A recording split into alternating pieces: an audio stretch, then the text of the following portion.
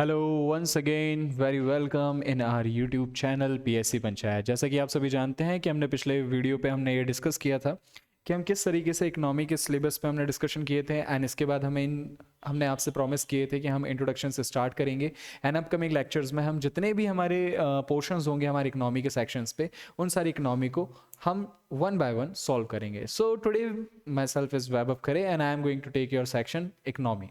Okay, so हमें ये समझने वाली बात सबसे ज़्यादा ज़रूरी है कि लेक्चर वन में हमें इंडियन इकोनॉमी का शूट करना है एंड जो लेक्चर वन है इस लेक्चर वन पे हम आपको प्रोवाइड करेंगे the introduction. Okay, so we should start from the lecture one that is an introduction of an economics.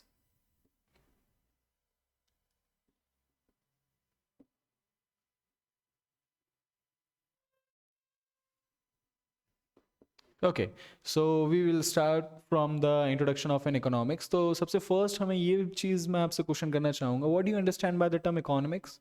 Okay, तो बताइए आप लोग इकोनॉमिक्स से आप लोग क्या समझते हैं, what do you understand by the term economics. Okay, आप 11th-12th में भी पढ़े होंगे, इवन 7th क्लास में भी, 7th standard, 8th standard, 9th में भी हमने ये चीज़ें फाइंड आउट किया कि इकोनॉमिक्स हमारे बहुत सारे जो सब्जेक्ट्स होते हैं, सोशल स्टडीज़ होती है, उसमें पार्ट होता है।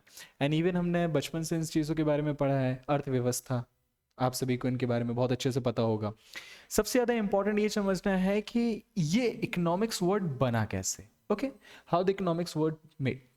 तो इकोनॉमिक्स का जो वर्ड है वो स्टार्ट होता है ओकियस प्लस इस वर्ड का मीनिंग क्या होता है, नोमस। ओकियस्ट एंड नोमस्ट, इन दो शब्दों को मिला के हमारा कौन सा वर्ड बना है, इकोनॉमिक्स बना है। तो ओकियस का मीनिंग होता है that is an household. ओकियस का मीनिंग क्या होता है, हाउस होल्ड। एंड नोमस्ट का मतलब क्या होता है, मैनेजमेंट। क्या होता है, management. So the management of an household activity is called an economics.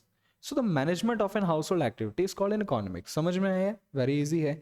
अब एक बात बताइए, हर एक पर्सन के घर पे बहुत सारी एक्टिविटीज़ होती हैं, जैसे कि आप मैनेजमेंट करते हैं, मैनेजमेंट आप मनी ओरिएंटेड होता है डेफिनेटली। तो ये जो मनी ओरिएंटेड मैनेजमेंट होता है कि आपको कितने पैसे किस पर्टिकुलर एक्टिविटी में खर्च करने हैं, कितने पैसों से आपको राशन लेके आना है, कितने पैसों से आपको इलेक्ट्रिसिटी में कंजप्शन करना है। सो यहाँ पे हर एक छोटी छोटी एक्टिविटीज़ को जब आप मेंशन करते हो, आप पूरी लिस्ट बनाते हो, उस पूरी लिस्ट में जब आप मैनेजमेंट की एक्टिविटीज़ करते हो, this is called a management of an household activities. And जब हम पूरे देश के सारे हाउस होल्ड एक्टिविटीज़ को, सारे मैनेजमेंट को एक साथ एक प्लेटफॉर्म पे जब हम स्टडी करते हैं, this is called an economics. Okay, समझ में आया, बहुत इजी है। सो इकोनॉमिक्स क्या होता है, is an house hold activities, ठीक है। बट सबसे इंपॉर्टेंट चीज़ हमारे लिए ये है कि जब हम इन चीज़ों के लिए कॉम्पिटेटिव एग्जाम्स में लिखने के लिए जा रहे हैं, सो जब आप मेंस लिखते हैं तो मेंस में अगर पूछा जाता है what do you understand by the term economics, so economics is considered with an economic activity. किन चीज़ों से कंसिडर होते हैं, economic activities. So economics is considered with an economic activities. Okay, now there is a two kind of activities. यहाँ पे सबसे first आप जो ह्यूमन है, there is an human activities. Human activities दो एक्टिविटीज करते हैं। ओके, सबसे फर्स्ट क्या करते हैं वो, इकोनॉमिक एक्टिविटीज, एंड सेकेंड क्या करते हैं, नॉन इकोनॉमिक एक्टिविटीज। ओके, सो जैसे कि आप सभी समझ रहे हैं, नॉन इकोनॉमिक एक्टिविटीज। अब आप प्लीज बताइए कि इकोनॉमिक एक्टिविटी से आप क्या समझ रहे हैं, what do you understand by the term economic activities and what do you understand by the term non economic activities. Okay, so all those activities performed or come under the category of human activities which is related with the monetary or money transaction, जहाँ पे money का involvement रहेगा, पैसों का involvement रहेगा, उसका transaction रहेगा, या किसी भी प्रकार की मॉनेटरी वैल्यू उसका यहाँ पे यूज होगा, all things are come under the economic activities. So what are the non-economic activities? So all those activities which is सब गौर से समझिएगा, इकोनॉमिक एक्टिविटीज में क्या था, मॉनेटरी टर्म्स था। नॉन इकोनॉमिक एक्टिविटीज में भी मॉनेटरी टर्म होता है, but non economic activities will give you the psychological satisfaction. Okay, क्या देता है ये, साइकोलॉजिकल सेटिस्फैक्शन देता है। सो इकोनॉमिक एक्टिविटीज हमको क्या देता है, economic activities will give you the profit. क्या देता है, economic activities will give you the profit. So what is the non-economic activities? Non-economic activities will give you the satisfaction. Okay? Psychological satisfaction. Example क्या है? Just suppose कीजिए, आई am the teacher, मैं यहाँ पे आपको बहुत सारी चीज़ें सिखा रहा हूँ, बहुत डिफरेंट डिफरेंट टॉपिक्स पे हम यहाँ पे डिस्कशंस कर रहे हैं. So I am doing some kind of activities. आप हमारे यूट्यूब चैनल के थ्रू हमसे जुड़े हुए हैं, एंड डेफिनेटली जो हमारी एकेडमी है, एकेडमी में हम स्टूडेंट्स को पढ़ाते हैं, एंड यहाँ पे एकेडमिक्स में बहुत सारे बच्चे यहाँ पे आते हैं एंड वो हमको फीस देते हैं. ठीक है, तो यहाँ पे सबसे इंपॉर्टेंट चीज़ ये है कि जब हम फीस लेते हैं तो यहाँ पे मनी का इन्वॉल्वमेंट बहुत ज़्यादा होता है. जब मनी का इन्वॉल्वमेंट हमारी एक्टिविटीज़ के साथ मिक्सअप होता है, then I am doing the monetary activities. So economic activities में if I am the teacher, I am going to school, and there is a doctor who is going to their clinic. Doctor अपने clinic जाते हैं, lawyer अपने अपने chamber में जाते हैं, and हम अपने so called premises the omniscient academy में आते हैं. सो हम ओमनिशेंट एकेडमी में इकोनॉमिक एक्टिविटीज़ करते हैं, and different different person different different places पे अपनी इकोनॉमिक एक्टिविटीज़ करते हैं. एंड जैसे कि आप सभी जानते हैं the non economic activities. Non economic activities क्या होती हैं? अ ब्यूटीफुल एग्जांपल इज चैरिटी. क्या होता है? चैरिटीज़. यहाँ पे चैरिटी एक बिगेस्ट एग्जांपल है. आप चैरिटी करते हैं, दान पुण्य करेंगे, तो दान पुण्य करने से क्या होता है? मनी का इन्वॉल्वमेंट होता है. प्लीज़ इस चीज़ को गौर करना. मनी का इन्वॉल्वमेंट हर जगह होगा. वहाँ पे जाते हैं आप तो क्या करते हो? आप दान करते हो ना. हम कह रहे हैं, जस्ट सपोज कीजिए, अब यहाँ पे एक स्टूडेंट ने मुझसे क्वेश्चन किया था लास्ट टाइम पे कि सर मान लेते हैं मैंने वहाँ पे जाके चावल का दान कर दिया. अब आप उसको कैसे कैलकुलेट करोगे? वो जो चावल आपने दान किया है उसकी भी तो कुछ मॉनेटरी वैल्यू होती है. आपने 1 किलो चावल दिया, 2 किलो चावल दिया, तो वो चावल 16 रुपए किलो, 15 रुपए किलो, 10 रुपए किलो, 20 रुपए किलो, उसकी कुछ मॉनेटरी वैल्यूज होगी. सो यहाँ पे आपको समझने वाली बात यह है कि चैरिटी में आप चाहे गुड्स को आप दान करिए या आप मनी डायरेक्टली जाके दान कर दीजिए, बट वहाँ पे मनी का इन्वॉल्वमेंट होगा, मनी की वैल्यू का इन्वॉल्वमेंट होगा. बट यहाँ पे किसी भी प्रकार के आपको प्रॉफिट से आप अपेक्षा नहीं कर सकते. सो आप चैरिटी ले लीजिए. Another example is NGO. The beautiful example is NGO. हर कोई जाता है एनजीओ. ऐसा कोई पर्सन नहीं है जो एनजीओ नहीं जानता हो या एनजीओ के बारे में नहीं जानता. हर कोई जाता है एनजीओ. मैं भी जाता हूँ एनजीओ. तो यहाँ पे आप चीज़ समझिए कि जब एनजीओ में जाके आप डोनेशंस करते हैं या चैरिटी करते हैं, इवन अगर कोई फेयर लगा है या फिर कोई फेस्टिव आया है, और यहाँ पे जैसे कि आपने देखा होगा कि नवरात्रि वगैरह आते हैं, तो बहुत सारे लोग आपके पास आते हैं कि मैम आप लोग कंट्रीब्यूशन कर दीजिए, सर आप लोग कंट्रीब्यूशन कर दीजिए, हम लोग अब सेलिब्रेशन करना चाहते हैं, फेस्टिवल आया है. तो फेस्टिवल के लिए हम लोग चैरिटी करते हैं, एनजीओ में जाके डोनेशंस करते हैं, गरीब बच्चों के लिए संस्थाओं में हम जाकर डोनेट करते हैं. So all these activities will give you the physical और sorry the psychological satisfaction. Okay, तो यहाँ पे आपको क्या मिलता है? साइकोलॉजिकल सेटिस्फैक्शन मिलता है. तो economic activities and non economic activities आपको बहुत अच्छे समझ में आए. होपफुली ये चीज़ें आपको क्लियर होंगी. इसके बाद हमें सबसे ज़्यादा इंपॉर्टेंट समझना है, that is the types of economy. Okay, types of economy.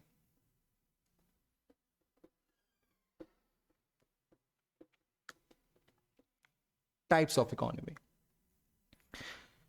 So there are the two kinds of economy. हमारे यहाँ पे जो इकोनॉमी होती है वो 2 टाइप्स की होती है. Types of economy.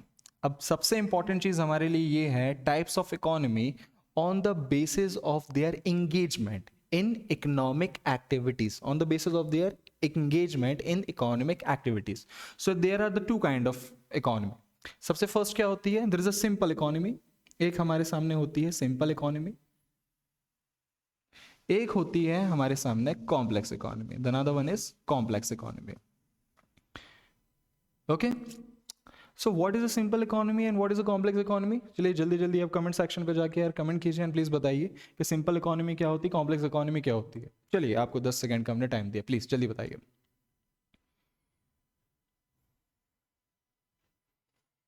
I hope आप सभी को मेरा क्वेश्चन समझ में आया होगा कि सिंपल इकोनॉमी क्या होता है, कॉम्प्लेक्स इकोनॉमी क्या होता है. प्लीज जल्दी जल्दी आप लोग बताइए कमेंट सेक्शन पे. ओके,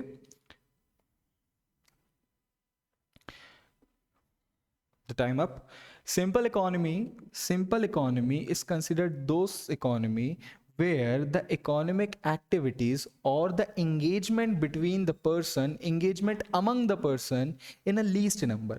यहाँ पे सिंपल इकोनॉमी में आप यहाँ पे जो एंगेजमेंट रहेगा, आपका पीपल्स के साथ जो एंगेजमेंट रहेगा ड्यूरिंग द इकोनॉमिक एक्टिविटीज, वो क्या होता है? Least number. So you, in the simple economy, you are engaging with the least number of peoples. Least number of peoples. Okay. But in the case of complex economy, there you will engage with a maximum number of people. Maximum number of peoples. Okay. So in the case with a complex economy, you will engage with a maximum number of peoples. In the case of simple economy, there is a least number of peoples. Okay, so यहाँ पे आपकी जो economic activities होती है, मान लेते हैं just an example कि जो क्लोज्ड इकोनॉमी होती है, there is a beautiful example on the basis of their size, on the basis of their engagement, on the basis of their foreign policy, हम इसमें कंसिडर करते हैं there are another two types of economy और भी होती है, जिसमें हम सिंपल इकोनॉमी के साथ पढ़ते हैं, that is an open economy, closed economy. यहाँ पे हमारे सामने आती है सिंपल इकोनॉमी के साथ, that is a closed economy. And यहाँ पे कॉम्प्लेक्स इकोनॉमी के साथ हमारे सामने आती है, that is an open economy. Okay, okay, so another, the closed economy is an example of a simple economy, or it is a similar of an economic activities economy where you will engage with the least number of people. In case of the simple economy, you will engage with the least number of peoples. Okay, so in the closed economy, we can consider the example is North Korea. Okay, हर कोई जानता है Kim Jong उनको। Okay, so there is a North Korea. North Korea का beautiful example है। North Korea क्या है? Closed economy है। In the case of north Korea, उनकी जो इकोनॉमिक एक्टिविटी होती है वो ग्लोबलाइजेशन की लाइन से एकदम अलग है। वो जितना भी प्रोडक्शन करते हैं उनका उतना ही कंजप्शन होता है। हाँ, उनकी थोड़ी बहुत एंगेजमेंट देखने को मिलती है, बट उनकी जो थोड़ी बहुत एंगेजमेंट होती है वो बहुत कम होती है, even with the least number of countries. Okay, in that case they will engage with the least number of peoples, so they will engage with their own. उनकी जो भी इकोनॉमिक एक्टिविटीज होती है उनका एंगेजमेंट उनके पीपल्स के बीच में ही होता है। That is why we can say that the simple economy is the same as the closed economy. In the case of a complex economy, on the other hand, complex economy, you can deal with a maximum number of people. This is called an open economy. Okay, so open economy में पूरी world की most of the almost 99%, 99.99% जितनी भी countries हैं, all come under the category of open economy. Okay, क्यों open economy है? क्योंकि due to the globalisation, जैसे कि आप सभी जानते हैं कि due to the globalisation Indian economy is connected with the Chinese economy, Japanese economy, Russian economy, American economies, even with जितने भी हमारे अरेबियंस नेशंस हैं, अरेबियन कंट्रीज़ हैं, उन सारी कंट्रीज़ के साथ हमारे बड़े बड़े इंस्टीट्यूशंस, बड़े बड़े ऑर्गेनाइजेशंस होते हैं, हर किसी के साथ हमारा बहुत ज़्यादा टैंगलमेंट है, हम बहुत ज़्यादा उलझे हुए, हमारी इकोनॉमी इनके बीच में बहुत ज़्यादा फंसी हुई। तो हमारा जो एंगेजमेंट होता है यहाँ पे, इकोनॉमिक एक्टिविटी का जो एंगेजमेंट होता है in the complex economy, you will engage with the maximum number of people. क्यों है? क्योंकि due to the globalisation. Okay, due to the globalisation, in the case of complex economy you will engage with a maximum number of peoples. Okay, तो यहाँ पे एक बहुत अच्छा आपको समझ में है, there is a simple economy, there is a complex economy. Okay, अब यहाँ पे हम मूव करेंगे, we will move further. आप लोग इसको नोट कर लीजिएगा, आप लोग के लिए काफ़ी ईजी होगा।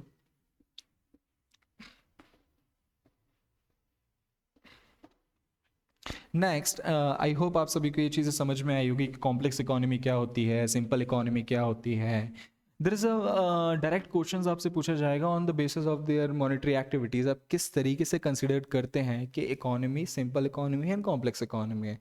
तो इन दैट केस आप बिल्कुल, आपको ईजिली समझ में आ चुका होगा कि जिसमें हमारी economic activity least number of people के साथ एंगेज होती है, या जिस इकोनॉमिक एक्टिविटी में लीस्ट नंबर ऑफ पीपल्स का इन्वॉल्वमेंट रहता है, this is called a simple economy, and जहाँ पे मैक्सिमम इन्वॉल्वमेंट रहता है और कॉल्ड द कॉम्प्लेक्स इकोनॉमी। ठीक है, एंड अनदर आपने पढ़ा होगा कि रशिया की इकोनॉमी सोशलिस्ट इकोनॉमी है, there is a capitalist economy, there is a mixed economy. In our beautiful, हमारे जो इंडिया का केस है उसको हम मिक्स्ड इकोनॉमी बोलते हैं।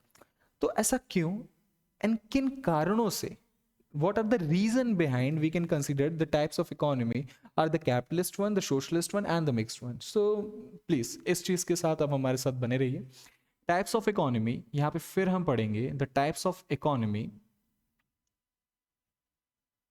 ठीक है, on the basis of their administrative and the political structure, on the basis of their administrative and the political structure. तो on the basis of their administrative and the political structure we can consider economy in a three parts, economy in a three parts. हम इसको divide करते हैं। Economy में सबसे first आते हैं हमारे the capitalist one.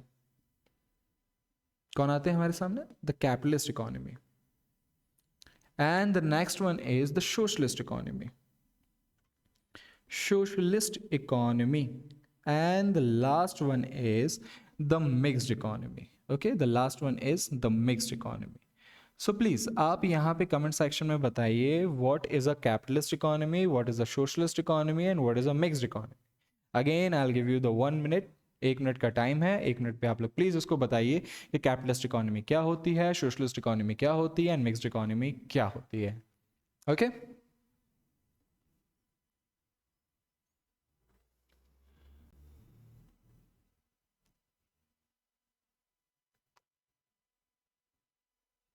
Okay so यहाँ पे हम आपको एक्सप्लेन करना चाहेंगे फिर से.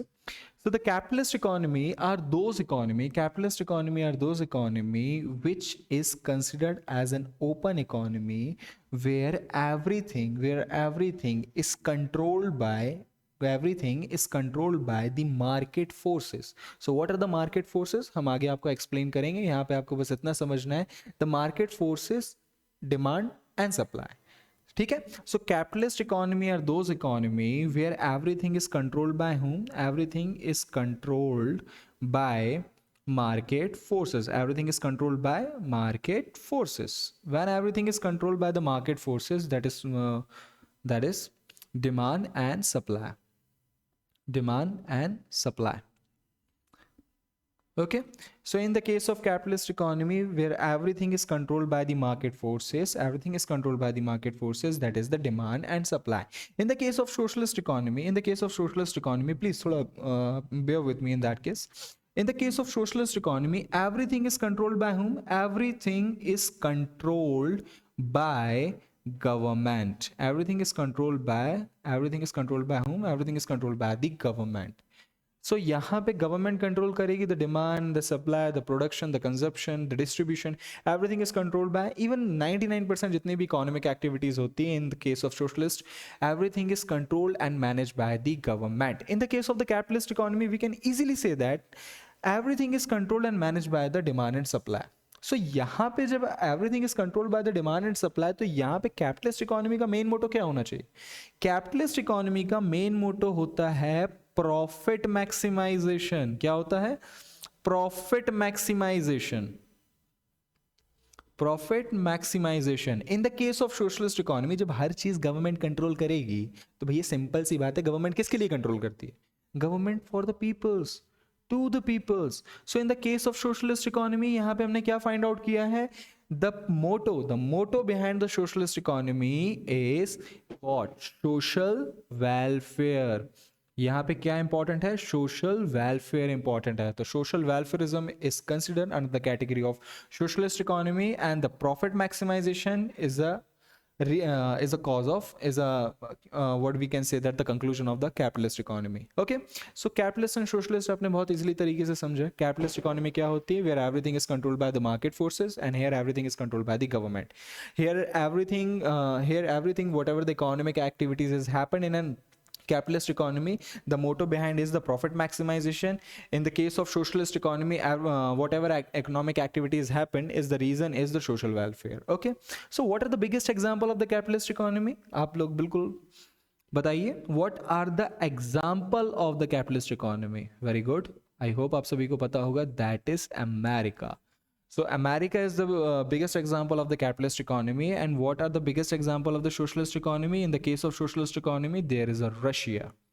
Okay, so there is a Russia is the biggest example of the socialist economy. Okay, so please come to the point is mixed economy. अभी तक हमने इसको समझाया नहीं. क्यों? क्योंकि जब हमारा देश आज़ाद हुआ था ना 1947 के टाइम पे, तो जब नेहरू जी हुआ करते थे, नेहरू जी के सामने एक सबसे बड़ी प्रॉब्लम ये थी. नेहरू जी ने बोला कि भैया एक तरफ हमने मतलब पूरे वर्ल्ड में देखा, उन्होंने कहा कि पोलराइजेशन बहुत हो रहा है. There is a two another pole. यहाँ पे कौन थे? एक अमेरिका था और एक रशिया था. तो भैया रशिया का मॉडल कौन सा है? रशिया का मॉडल सोशलिस्ट इकोनॉमी है. अमेरिका का मॉडल कैपिटलिस्ट इकोनॉमी है. उन्होंने कहा कि अगर हम अमेरिका का साथ देते हैं अगेन, तो हमें तो कैपिटलिस्ट इकोनॉमी की तरफ वी आर शिफ्टिंग टूवर्ड्स और tilted towards the favour of the capitalist economy. But in the case of socialist one हमने फाइंड आउट किया है कि जो गवर्नमेंट होती है, गवर्नमेंट का मोटिव होता है social welfare. Social welfare is a good thing. हमारी उस टाइम पे हमारे इंडिया का केस था, हमारे इंडिया पे बहुत सारी प्रॉब्लम्स एग्जिस्ट करती थी, जैसे पॉवर्टी हो गया, अनएम्प्लॉयमेंट हो गया. इन सारी प्रॉब्लम्स को डील करने के लिए हमने एक मॉडल अपनाया. उन्होंने बोला कि यार नहीं, कंप्लीटली सोशलिस्ट नहीं होना है, सारा कंट्रोल हम अपने हाथ पे नहीं लेंगे, एंड कंप्लीटली कैपिटलिस्ट नहीं होना है. So after the independence Nehru ji ने सजेशंस दिया और उनकी कमिटीज ने सजेशंस दिया that we should go for the mixed economy. क्या? We should go for the mixed economy. So what are the mixed economy? Mixed economy is an economy where private the private entities and the public entities both come together, both come together, both come together, both come together and work for the development of the nation, and work for the development of the nation. Okay तो समझ में आया mixed economy क्या होता है? Mixed economy क्या होता है? Where the public and the private both come together and work for the development of the nation is considered as an mixed economy. Okay so यहाँ पे हमने बोला है भैया, अब यहाँ पे तो बताइए आप लोग, यहाँ पे प्रॉफिट मैक्सिमाइजेशन मोटो था, यहाँ पे सोशल वेलफेयर मोटो है, अब यहाँ पे क्या मोटो होगा? प्लीज बताइए आप लोग जरा. आई होप आप सभी ने बहुत अच्छा गैस किया है एंड कमेंट सेक्शन पे आप सभी इसको बता सकते हैं. What are the motto of the mixed economy? The motto of the mixed economy भैया, यहाँ पे प्राइवेट है, यहाँ पे पब्लिक है, और दोनों जब यहाँ पे आ रहे हैं तो डेफिनेटली ये भी प्रॉफिट मैक्सिमाइजेशन, सोशल वेलफेयर भी यहाँ आएगा. So in the case of mixed economy, profit maximization plus social welfare, profit maximization plus social welfare both are the motto of the mixed economy. Okay यहाँ पे क्या motto है? यहाँ पे profit maximisation and social welfare भी motto है. तो भैया हमारे यहाँ पे टाटास भी हैं, अडानी भी हैं, और हमारे यहाँ पे बेल और सेल भी है. So they are the multiple companies, जो पब्लिक अंडरटेकिंग कंपनीज भी हमारे यहाँ पे हैं, और हमारे यहाँ पे कंप्लीटली प्राइवेट कंपनीज भी होती हैं. तो हमने यहाँ पे फाइंड आउट किया है कि किसी का मोटो प्रॉफिट मैक्सिमाइजेशन है, किसी का मोटो क्या है? सोशल वेलफेयर है. ओके सो यहाँ पे ये चीज़ें समझ में आई. So what are the biggest example of the mixed economy? भैया इतनी नेहरू जी की कहानी सुना रहे थे तो इससे समझ में आ गया होगा, the biggest example of the mixed economy is India. Okay, so this is a classification of classification of the types of economy on the basis of their political and administrative structure. Okay समझ में आया? कल हम discuss करेंगे the law of demand and the law of supply के बारे में हम डिस्कशन करेंगे, कंज्यूमर इक्विलिब्रियम पॉइंट्स के बारे में भी हम डिस्कशंस करेंगे. ओके सो हम अब क्लास को यहीं पे हम ओवर करते हैं एंड आप सभी को बहुत सारी दुआएं देते हैं कि इस बार का जो मेंस का एग्जामिनेशन है आप लोग भैया जल्दी जल्दी क्लियर करें और ऑफिसर बने. ठीक है, so in this platform the PSC panchayat अगले अपकमिंग लेक्चर्स में हम यहाँ पे और भी नए नए टॉपिक्स के साथ डिस्कशंस करेंगे एंड हमारे साथ बने रहिएगा. हमारे साथ और भी टीचर्स हैं, मोहित सर है हमारे साथ, कुलदीप सर है हमारे साथ, और भी हमारे साथ ज्योत्सना मैम हमारे साथ हैं. तो ये सारे जो टीचर्स और जो फैकल्टीज़ इस प्लेटफॉर्म्स के थ्रू आपको आपका मेंस जो आपका लिखने जा रहे हैं एमपीपीएससी का अपकमिंग टाइम पे with in a 5 to 6 month, तो यहाँ पे क्या है हम आपकी हेल्प करेंगे. Okay so bear with me here and thank you so much once again for everyone. God bless you.